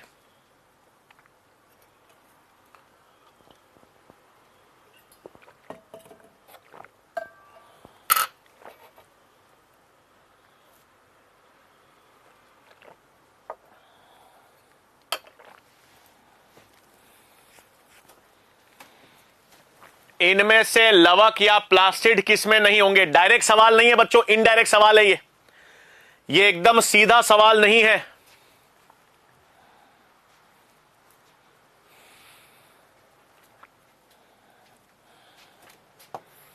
एकदम सीधा सवाल नहीं है बच्चों। हाँ, 51% बच्चों ने सही जवाब दिया है। हसन जी नंबर 1 पर हैं। हसन जी, तनीषा जी, आकाश, सचिन, हीना, मोहित, अली हसन, जय माता दी, अनामिका, प्रिंस पॉटर जी। इधर देखो भाई, देखो सबसे पहली बात तो है सर, ये देखो सैली चीज, लवक क्या है सर? कोशिकांग है। लवक कोशिकांग होते हैं। अब कोशिकांग तो सब में होते हैं, लेकिन लवक तो केवल किस में होते हैं बच्चों? जो प्रकाश संश्लेषण दर्शाता है ना? प्रकाश संश्लेषण दर्शाने वाले में होंगे। जिनमें प्रकाश संश्लेषण होगा उसी में तो देखे जाएंगे। तो ये प्रकाश संश्लेषण करती है, ये प्रकाश संश्लेषण करते हैं, ये प्रकाश संश्लेषण करते हैं। स्लाइम मोल्ड्स में तो प्रकाश संश्लेषण नहीं होता बच्चों, ये तो विषम पोषी होते हैं। अभी अपन पढ़ेंगे जो अवपंक कवंक है, इनमें प्रकाश संश्लेषण ही नहीं होता बेटा। इनमें प्रकाश संश्लेषण नहीं होगा तो इनमें कवक या लवक प्लास्टिड्स नहीं मिलेंगे। आई बात समझ में? थोड़ा सा इनडायरेक्ट सवाल था ये। आ गई बात सबको समझ? आ गई बात सबको समझ में? आ गई बात सबको समझ में? चलें आगे। अब स्लाइम मोल्ड्स पे चलें। यूग्लिनॉइड्स हमने देख लिए, यूग्लिनॉइड्स हमने देख लिए। अब हम किसकी बात करेंगे? स्लाइम मोल्ड्स की। स्लाइम मोल्ड्स यानी अवपंक कवक।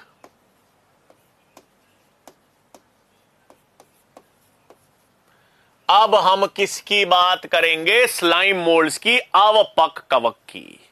अब हम किसकी बात करेंगे? अवपंक कवक की। ठीक है बच्चों, अब एक एक करके आ जाओ। सबसे पहले तो इनमें बताओ कोशिका भित्ति होगी कि नहीं? अब इनमें कोशिका भित्ति वाला कोई लक्षण नहीं है। इनको क्या कहते हैं सुनो। सबसे पहले तो इनकी अपन पोषण की बात करें तो इनको कवक नाम क्यों दिया है बच्चों? इनको कवक क्यों कहा है? क्योंकि ये मृत कार्बनिक पदार्थ से पोषण लेते हैं, मरे हुए कार्बनिक पदार्थ से पोषण लेते हैं। ये गली सड़ी सी पत्तियां और टहनियां होती है ना, जो मृदा में गिर जाती हैं, तो आपने देखा होगा वो गली सड़ी टहनियों से कवक पोषण लेता है, क्योंकि कवक भी मृत पोषी होता है। इसी तरह से स्लाइम मोल्ड्स भी मृत पोषी होते हैं। इसी तरह से स्लाइम मोल्ड्स भी मृत पोषी होते हैं। मृत कार्बनिक पदार्थ से, गली हुई पत्तियों से, सड़ी हुई टहनियों से, उससे पोषण लेते हैं। तो आपके पास पोषण क्या है? ये इन्हें हम कहते हैं मृत पोषी प्रोटिस्टा। मृत पोषी प्रोटिस्टा का मतलब है सैप्रोफिटिक प्रोटिस्टा। मतलब यह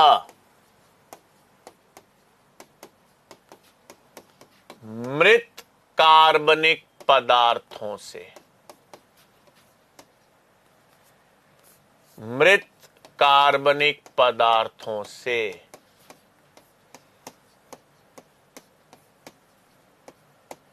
पोषण ग्रहण करते हैं। सही बात है। तो ये सारे के सारे मृत कार्बनिक पदार्थों से, यानी मृत कार्बनिक गली सड़ी पत्तियों से, गड़ी सड़ी टहनियों से जो मृदा में गिर जाती हैं, उनसे पोषण कहते हैं। हाँ, अपघटनकारी भी कह सकते हो। ठीक है, तो आपके पास ये स्लाइम मोल्ड्स हैं। तो पोषण। अब मुझे बताओ बच्चों, चलो एक चीज, अब कमेंट देखता हूं आपके, इनमें प्रकाश संश्लेषी वर्णक होंगे या नहीं? इनमें प्रकाश संश्लेषी वर्णक होंगे या नहीं बताओ तो। ये क्लोरोफिल व्लोरोफिल मिलेगा कि नहीं मिलेगा इसमें? स्लाइम मोल्ड्स में, अवपंक कवक में, बताओ मेरे को, इसमें प्रकाश संश्लेषी वर्णक होंगे क्या? क्लोरोफिल व्लोरोफिल मिलेगा क्या इसमें? नहीं मिलेंगे। तो इनमें आपको ध्यान में रखना है वर्णक अनुपस्थित।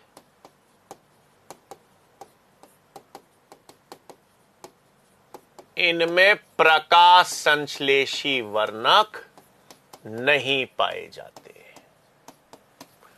ठीक है बात। तो इनमें कोई प्रकाश संश्लेषी वर्णक नहीं होंगे। चलो बहुत बढ़िया बच्चों, क्लियर बात है। अच्छा, अब इनमें कोशिका भित्ति भी नहीं होती, इनके अंदर कोई कोशिका भित्ति नहीं होती भाई, वो भी पहले दो ही हमने पढ़े थे। तो इनमें भी कोशिका भित्ति नहीं पाई जाती, इनमें कोशिका भित्ति नहीं पाई जाती। अब ये कैसे दिखते हैं बच्चों, एक चीज बताता हूं, देखो इधर आओ, आओ थोड़ा डायग्राम से बताता हूं। ठीक है, ये देखो, ये मान लो मृदा है, ठीक है, ये मेरे पास मृदा है और सॉइल है, ठीक है, और यहां पर ये गली सड़ी सी पत्तियां पड़ी हैं, ये गली सड़ी सी टहनियां या पत्तियां पड़ी हैं, ठीक है, ये मृदा है और मृदा पर ये गली सड़ी सी पत्तियां और टहनियां हैं, ये गली सड़ी पत्तियां और टहनियां हैं, ठीक है। अब ये स्लाइम मोल्ड कैसा होता है, इधर देखो बच्चों, ये मैंने कहा ये एक स्लाइम मोल्ड है बच्चों, और ये 2N है। सुनना, एक चीज सुनना, ठीक है, ये एक स्लाइम मोल्ड बनाया बच्चों मैंने, ये अवपंक कवक बनाया बच्चों, एक चीज। अब एक चीज सुनना, इसके अंदर ये केंद्रक है बच्चों 2N। अब इसमें क्या होगा, देखो इसमें मैंने कहा इसमें होगा केंद्रक विभाजन, इसमें मैंने कहा क्या होगा, स्वतंत्र केंद्रक विभाजन। क्या होगा बच्चों, इसमें स्वतंत्र केंद्रक विभाजन होगा। तो क्या होगा मुझे बताओ, अगर इसमें स्वतंत्र केंद्रक विभाजन होगा मतलब केवल केंद्रक विभाजित करेगा, केवल केंद्रक विभाजित करेगा, तो देखो ये बहु केंद्र की अवस्था बन जाएगी, इसके अंदर ये बहु केंद्र की अवस्था बन जाएगी। अगर केवल केंद्रक विभाजन होगा तो ये बहु केंद्र की अवस्था बन जाएगी, मतलब कुछ इस तरह से बन जाएगी ये केंद्रक, ये सब के सब 2N है। अगर इसके अंदर स्वतंत्र केंद्रक विभाजन होगा तो ये बहु केंद्र की अवस्था बन जाएगी ना। ये देखो, ये इसका शरीर है, ये इसका शरीर यानी कोशिका जीव द्रव्य है, और ये बहुत सारे केंद्र की अवस्था है, तो ये बहु केंद्र की बन गया, इसको अपन बहु केंद्र की कहेंगे ना, सब के सब 2N है। समझ रहे हो, इसमें स्वतंत्र केंद्रक विभाजन होगा, स्वतंत्र केंद्रक विभाजन से बहु केंद्र की अवस्था बन जाएगी।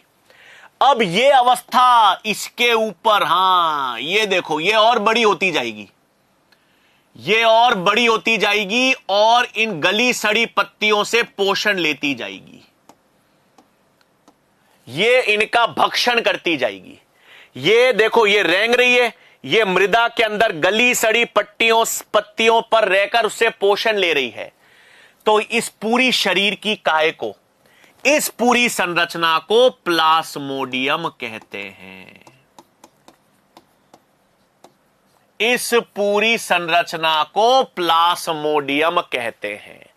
आई बात समझ में? देखो, ये एक अवपंक कवक था बच्चों, ये एक अवपंक कवक बताया मैंने, स्लाइम मोल्ड, ठीक है, ये स्लाइम मोल्ड बताया था मैंने आपको। फिर मैंने आपको बताया उसमें पहले एक केंद्रक था, उसमें पहले एक केंद्रक था, फिर बहु केंद्रकीय विभाजन हुआ, स्वतंत्र केंद्रक विभाजन हुआ। स्वतंत्र केंद्रक विभाजन हुआ तो इसमें बहुत सारे केंद्रक आ गए, बहुत सारे केंद्रक आ गए, ये आकार में बढ़ता गया।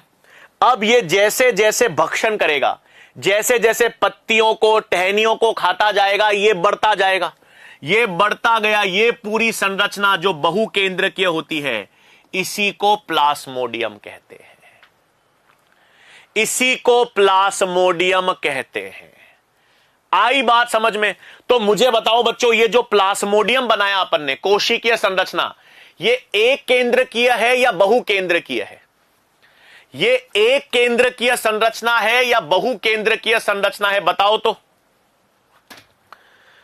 बताओ तो, एक केंद्रकीय संरचना है या बहु केंद्रकीय? एक केंद्रकीय संरचना है या बहु केंद्रकीय? बहु केंद्रकीय। आई समझ में बात? तो ये पॉइंट लिख ले, ये पॉइंट लिख लें तो आपके पास अनुकूल परिस्थितियों में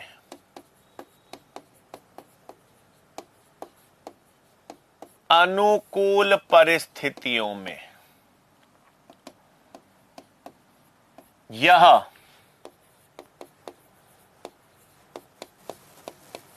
बहुकेंद्रकीय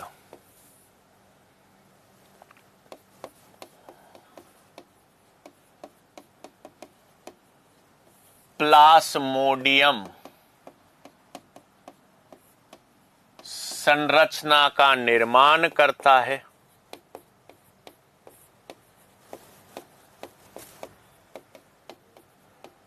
जो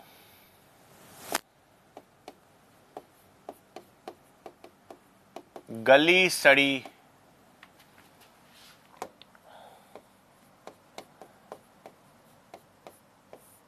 टहनियों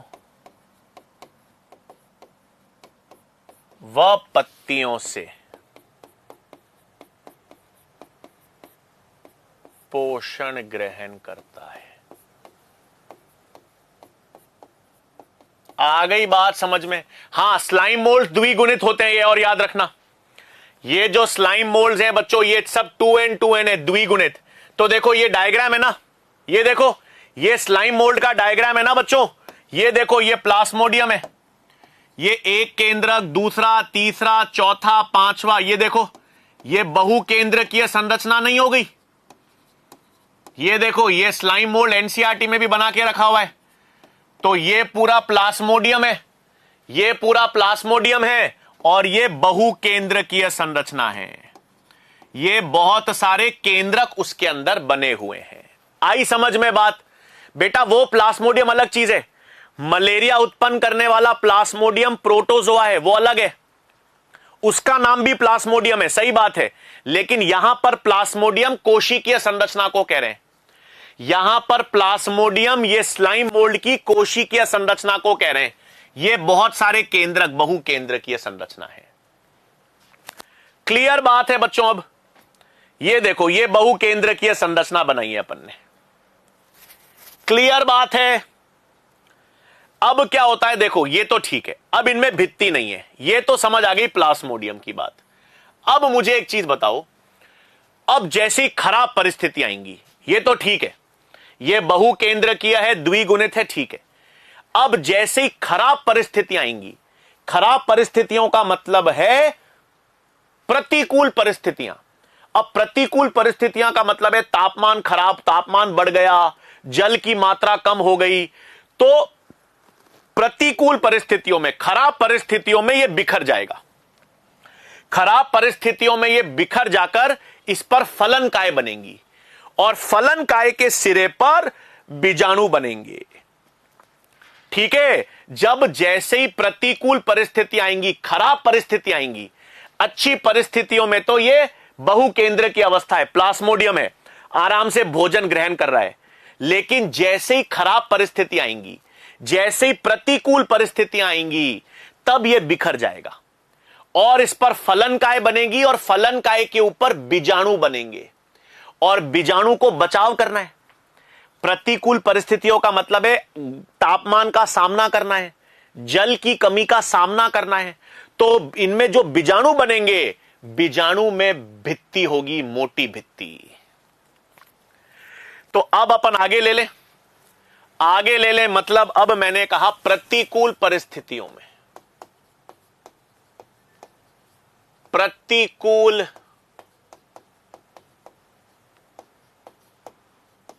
परिस्थितियों में, प्रतिकूल परिस्थितियों में फलनकाय, फलनकाय जिसको हम कहते हैं फ्रूटिंग बॉडीज। ठीक है? प्रतिकूल परिस्थितियों में फलनकाय का निर्माण होता है,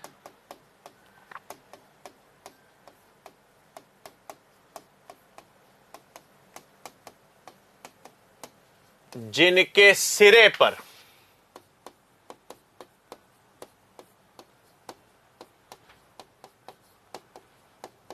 जिनके सिरे पर बीजाणु, जिनके सिरे पर बीजाणु या स्पोर्स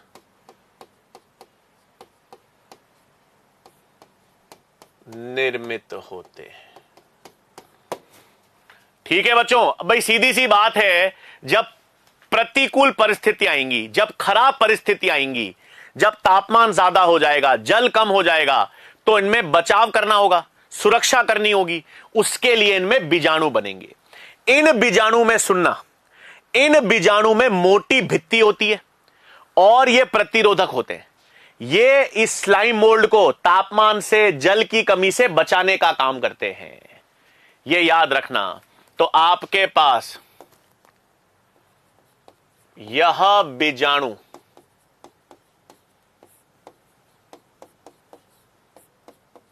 मोटी भित्ति युक्त होते हैं।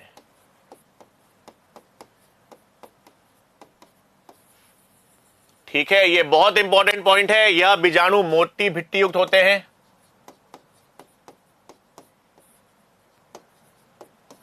प्रतिरोधक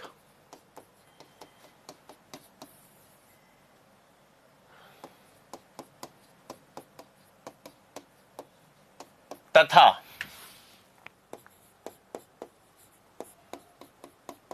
वायु द्वारा प्रकीर्णन दर्शाते हैं।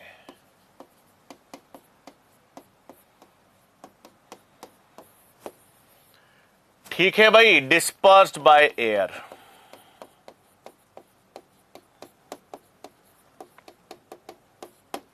ठीक है, तो याद रखना बच्चों, वैसे तो अवपक कवक में भित्ति नहीं है, वैसे तो अवपक कवक में भित्ति नहीं होती, लेकिन इनके बीजाणु में भित्ति है, इनके बीजाणु में भित्ति है। और इनका सबसे इंपॉर्टेंट उदाहरण क्या होता है बच्चों? फाइसेरम। इनमें सबसे मुख्य उदाहरण होता है बच्चों फाइसेरम। याद रखना, द्विगुणित है। स्लाइम मोल्ड का सबसे कॉमन उदाहरण क्या होता है? फाइसेरम। सबसे स्लाइम मोल्ड का सबसे इंपॉर्टेंट उदाहरण फाइसेरम होता है। सबसे मुख्य उदाहरण ये फाइसेरम होता है। अब बताओ, सबको क्लियर है? यहां तक सबको क्लियर है? पोल कराता हूं बच्चों। अब स्लाइम मोल्ड वाला संरचना, बैक्टीरिया हैप्लॉइड होता है मोहित जी, सारे बैक्टीरिया हैप्लॉइड, प्रोकैरियोट सारे हैप्लॉइड होते हैं, सोचना ही नहीं। जितने प्रोकैरियोट्स हैं, जितने प्रोकैरियोट्स हैं, जितने जीवाणु हैं, सब हैप्लॉइड होंगे। याद रखना, अच्छा सवाल है। हां विकास जी, तैयारी कर लेना बेटा, जो जो अपन ने पढ़ा है वो आएगा। हाइफे या माइसीलियम नहीं बनता बेटा, फलन काय बनती है। क्षत्रियांश, फलन काय बनती है बेटा इनके अंदर। रुचि बेटा, ठीक है बेटा, कोशिश, राइटिंग का सुधार करेंगे बेटा अपन। वैसे राइटिंग तो यार ठीक ही लिख रहे हैं, चलो ठीक है। खुशी जी, अच्छा सर स्लाइम मोल्ड को कवक में क्यों नहीं रखा गया?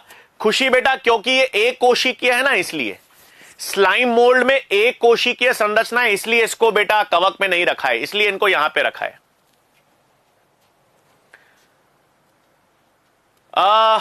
प्रगान बेटा, चंचल जी सवाल समझा नहीं बेटा मैं आपको। प्रकीर्णन क्या होता है बेटा? प्रकीर्णन मतलब हवा से बिखरते हैं ना ये।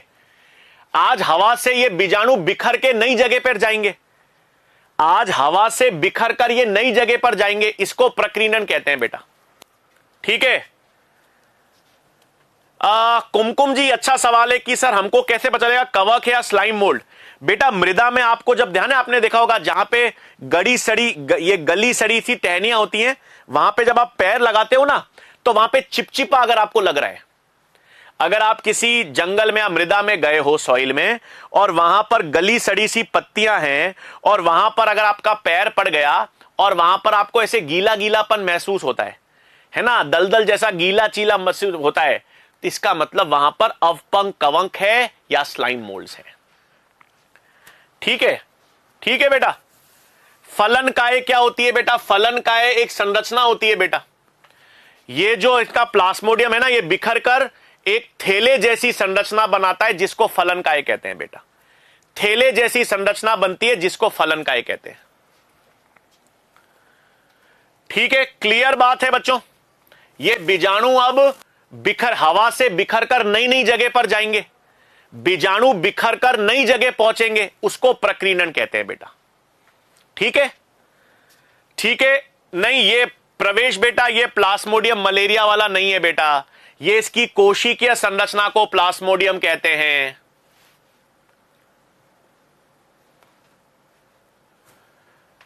ठीक है बेटा। बेटा सिज और ट्रांस बताया था यश बेटा, उत्तल अवतल सिज और ट्रांस गोल्जी काय में बताया था, फॉर्मिंग फेस और मैच्योरिंग फेस बताया हुआ है बेटा, हर चीज बताई रखी है। अर्पिता बेटा अवपक कवक की दीवार किसी से नहीं बननी होती बेटा, प्लाज्मा झिल्ली होती है, केवल प्लाज्मा झिल्ली होती है।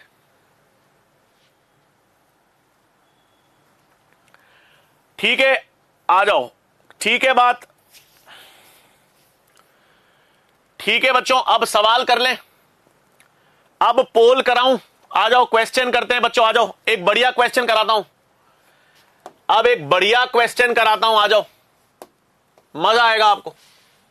अब इसमें अपन थोड़ा सा चीजें ऐड करके बताता हूं, आओ मजा आएगा आपको, आ जाओ।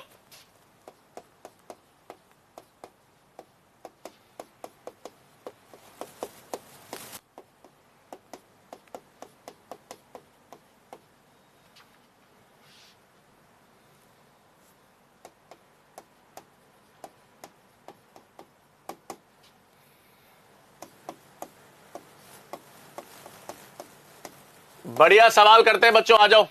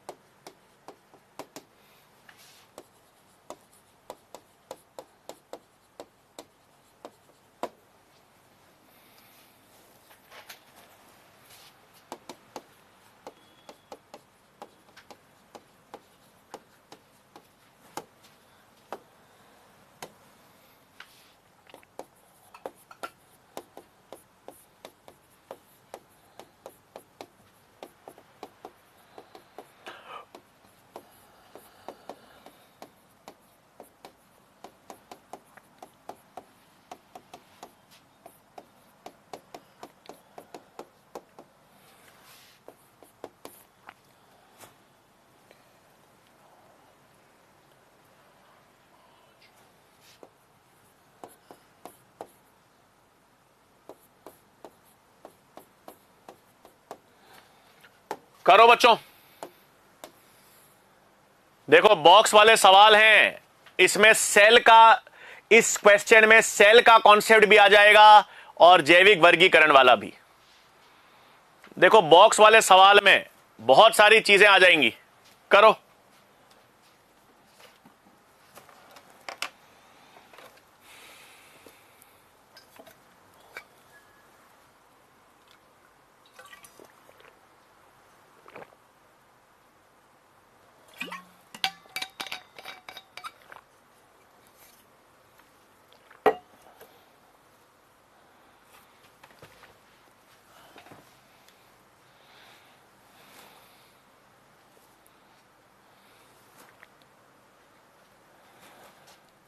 देखें भाई, अरे देखो कितनी बल्दी गलतियां हो रही हैं भाई,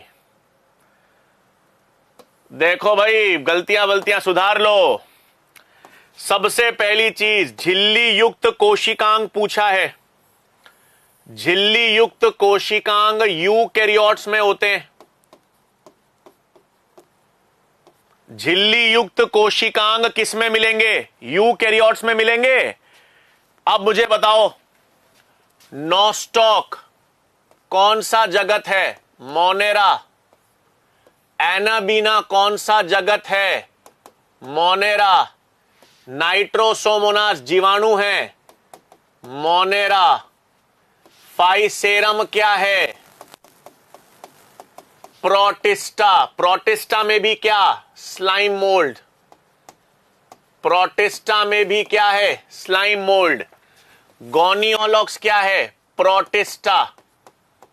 प्रोटिस्टा, और ये भी क्या है? प्रोटिस्टा। क्राइसोफाइट्स, ये क्या है? द्विकशाभिक। प्रोटोजोआ क्या है? प्रोटिस्टा। यूग्लिना क्या है? प्रोटिस्टा। माइकोप्लाज्मा क्या है? मोनेरा। मैथेनोजन्स आर्की जीवाणु है यानी मोनेरा। तो मोनेरा में तो सारे प्रोकैरियोट्स होते हैं, मोनेरा जगत में सारे प्रोकैरियोट्स होते हैं, तो वो नहीं होंगे झिल्ली युक्त कोशिकांग यूकैरियोट्स। तो यूकैरियोट्स में 1 2 3 4 5। आई बात समझ में? बढ़िया सवाल था। देखो सवाल देखने में तो बहुत आसान था, क्वेश्चन कि सर क्या है सर, झिल्ली युक्त कोशिकांगी तो निकालना है, लेकिन उदाहरण में ध्यान रखना है, उदाहरण में याद रखना है। बढ़िया सवाल था, अरे बढ़िया सवाल था यार, बॉक्स टाइप सवाल है। इस बॉक्स में देखो कितनी सारी चीजें आ गई, मोनेरा का उदाहरण आ गया, प्रोटिस्टा का उदाहरण आ गया, फाइसेरम बताया बेटा अभी, इधर देखो फाइसेरम कहां बताया, ये रहा बेटा फाइसेरम, आपके पास स्लाइम मोल्ड है बेटा, ये लिखा, ये फाइसेरम, ये रहा फाइसेरम स्लाइम मोल्ड बेटा, ये लिखा है।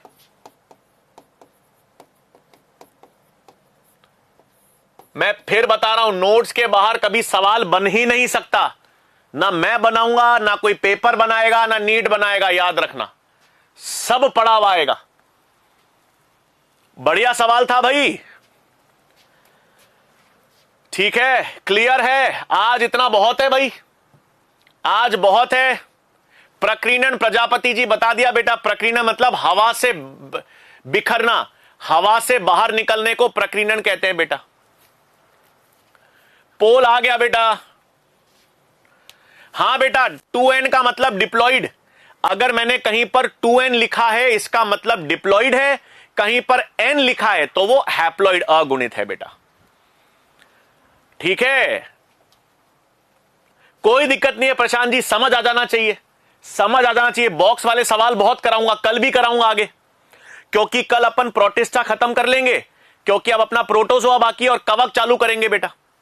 कल अपन प्रोटिस्टा खत्म करके कवक चालू करेंगे, प्रोटोजोआ ही तो बाकी है सिर्फ, ठीक है बेटा। पोल लेट आता है, इसका मैं क्या बोलूं बेटा, रेजिस्टेंट मतलब बेटा ये तापमान, अधिक तापमान पर भी सरवाइव कर पाता है, कम पानी में भी सरवाइव कर पाता है, इसको प्रतिरोधकता कहते हैं, ठीक है बेटा। हिंदी में तो बेटा उदाहरण तो सब हिंदी में लिख लूंगा बेटा अगली बार, ठीक है, बता दिया सब चीजें, क्लियर, क्लियर है बात बच्चों। हां बेटा, स्पोर से नया प्लास्मोडियम तो नहीं, स्पोर से नया अवपक कवक बनेगा, वो आगे चलकर प्लास्मोडियम बना देगा। वीडियो कॉल सैटरडे को करते हैं यार बच्चों, शनिवार को करते हैं, ठीक है, क्लियर बात बेटा। क्लोरेला और क्लमाइडोमोनास को प्रोटिस्टा जगत में रखा है बेटा, 5 जगत के अनुसार, श्रद्धा जी बता दिया था बेटा, ये लास्ट क्लास में भी बता दिया था, लास्ट क्लास में बता दिया था। ये उदाहरण, ये देखो डायग्राम, ये स्लाइम मोल्ड का प्लास्मोडियम है, बहु केंद्र की अवस्था है। पैरामीशियम की बात कल करेंगे बच्चों, पैरामीशियम की बात कल करेंगे। अब होमवर्क में क्या है बच्चों, मॉड्यूल के सवाल दे दिए, ये मॉड्यूल के सवाल हैं, डीपीपी लगानी है, नोट्स हाथ से बनाओ, मैं फिर बता रहा हूं, नोट्स हाथ से बनाया करो, हाथ से लिखोगे नोट्स बहुत काम आएंगे बच्चों। सारे पॉइंट्स लिख देता हूं, ये सारे नोट्स देखो पीडीएफ में मिलेंगे, अपने हाथ से लिखना यार, तब मजा आएगा यार। ये सारे पॉइंट तो मैं तो लिख ही देता हूं, बट आप खुद अपने नोट्स में लिखना बेटा, बहुत फायदा होगा। इन नोट्स के बाहर कुछ नहीं आएगा, मैं फिर बता रहा हूं, ठीक है। और रिवीजन कर लेना भाई, बढ़िया तरीके से रिवीजन कर लेना, ठीक है। बहुत अच्छा लगता है यार जब आप जवाब सही देते हो, सही जवाब देते हो, दिल से बहुत अच्छा लगता है। और बस क्वेश्चंस को मेहनत करते रहो, सीखते रहो, सब बढ़िया होगा बच्चों, बहुत अच्छा होगा। बस आराम से बढ़िया तरीके से मेहनत करते रहिए। कल आप लोगों से मुलाकात होगी बच्चों, कल अपन आगे कंप्लीट करेंगे, ठीक है बच्चों। बहुत बहुत धन्यवाद, थैंक यू बच्चों।